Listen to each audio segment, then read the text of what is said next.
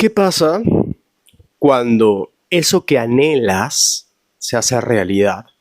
Y cuando logras eso que tanto anhelabas, aquello se convierte en tu más grande maldición. Ponte a pensar. Los seres humanos tenemos una falta interna, algo que nos falta, un vacío que nos impulsa como un motor a intentar materializar nuestros sueños. Si miramos a izquierda y a derecha, hay tantos que se llama objetos de deseo. Y suelen ser, normalmente cambian en forma, pero suele ser lo mismo para todos. Joyas, medios de transporte espectaculares, de diseño, ¿no? Coches, aviones, embarcaciones, bicicletas, motos.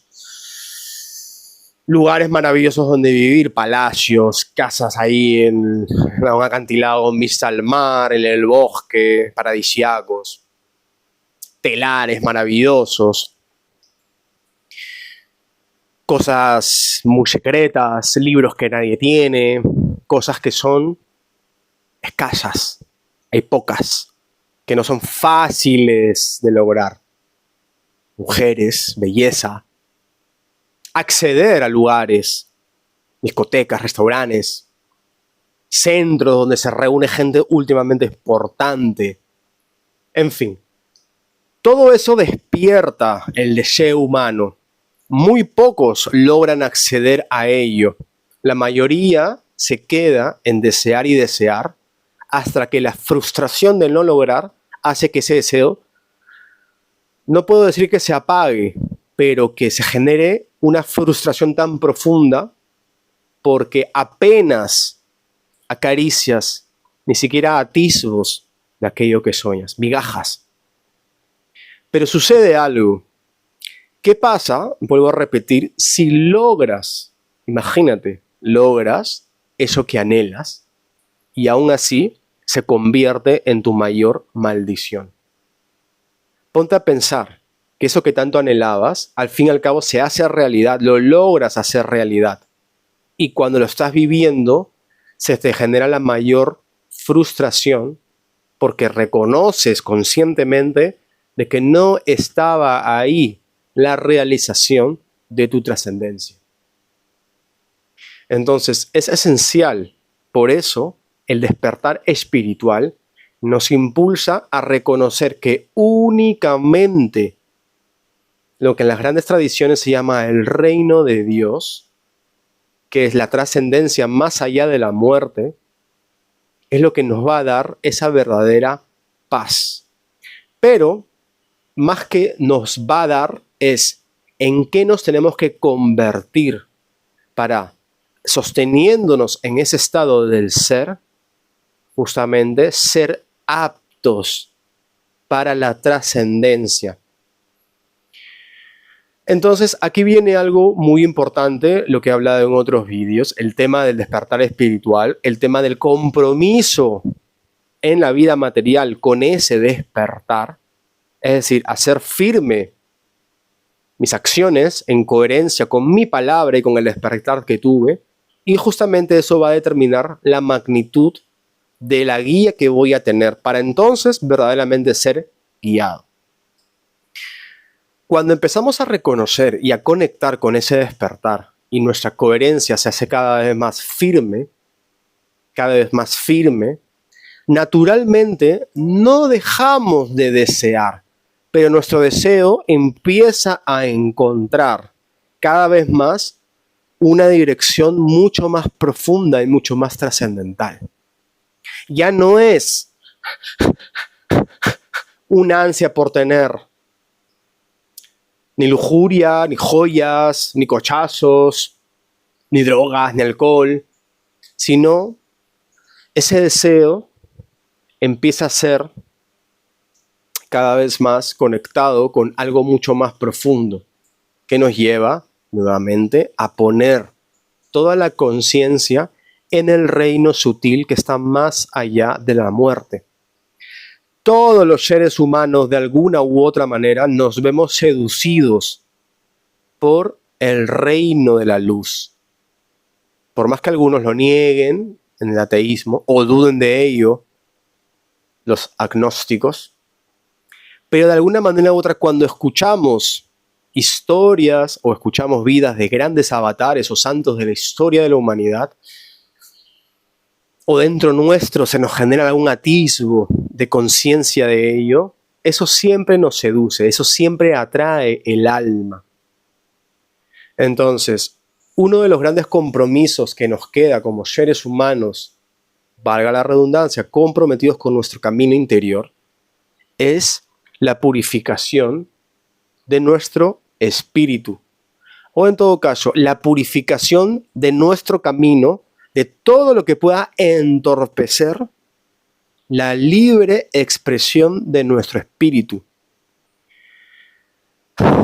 Amo las mujeres y me encanta la seducción. Yo he estado completamente cegado por la lujuria, por la seducción, por la fornicación. He sido infiel, he hecho tríos, he hecho de todo. En su momento también he estado frustración por una sexualidad fallida. Eyaculación precoz, pornografía, falta de compañeras emocionales y sexuales. Pero ni la carencia ni el exceso me dio, solamente me dieron la experiencia, pero nada de esas circunstancias me dieron la paz interna y la paz espiritual. Entonces, igual digo, las drogas, el alcohol, la distracción, el materialismo, todo lo que hace es entorpecer el camino natural que nuestro espíritu, tu espíritu, mi espíritu, el espíritu de todas las personas que desean comprometerse con el camino espiritual. Todas esas cosas, materiales, drogas, alcohol, lujuria, perversión, todo eso entorpece la libre expresión de nuestro espíritu. Porque únicamente la lucidez y la conciencia nos va a llevar a, en verdad, encontrar la diferencia de todo lo que es basura. Todo lo que es basura. Voy a citar las palabras de Saulo de Tarso, y es importante reconocer que Saulo de Tarso es uno de los milagros más poderosos de Jesús Cristo. ¿Ok? Él era un perseguidor de cristianos. Él iba donde los fariseos y saduceos a pedir cartas para apresar cristianos. Él gozaba de perseguir, atrapar, apresar y encarcelar cristianos.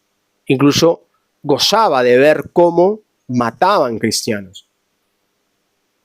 Y de pronto sucede en su camino a Damasco el gran milagro.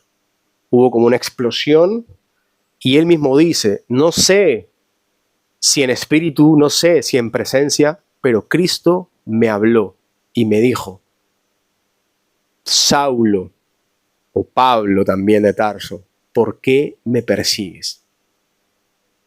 Bueno, cuando Saulo de Tarso empieza su peregrinación por todas las iglesias de Asia o de Medio Oriente, él en una de las cartas dice, todo lo que yo tenía como ciudadano judío y toda la tradición que en ese momento tenía, la riqueza, la sabiduría y bla, bla, bla, bla, bla, lo tengo por basura ahora que he encontrado la verdadera enseñanza de Cristo. Entonces llega un punto en el que si estudiamos la vida de todos los grandes santos de la humanidad, en que hay una renunciación. Por eso se les dicen sadhus o arahants, renunciantes o entregados al camino espiritual. Y empiezan a renunciar conscientemente a todos los vicios, a todo lo que te atrapa en el mundo de la materia. Lujuria, seducción, drogas, alcohol, materialismo.